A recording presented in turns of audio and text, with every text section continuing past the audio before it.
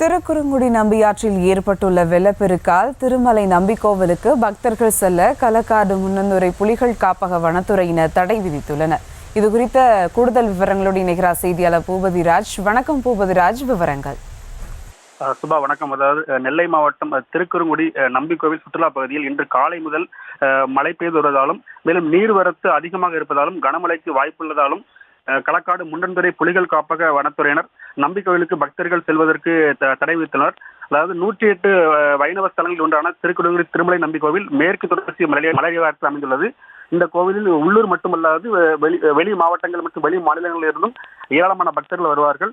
மேலும் இங்கு சனிக்கிழமை நடைபெறும் பூஜைகள் மிகவும் பிரசித்தி பெற்றதாகும். இதனிடையே மேற்கு தொடர்ச்சி மலைப்பகுதியில் பெய்து வரும் கனமழை காரணமாக திருக்குறுங்குடி நம்பியாற்றில் வெள்ளம் அதிகரித்து காணப்படுகிறது. இதனால் பக்தர்கள் கோயிலுக்கு செல்வதற்கும் குளிப்பதற்கும் களக்காடு முண்டந்துறை புலிகள் காப்பக வனத்துறையினர் தடை விதித்துள்ளனர். சுபா,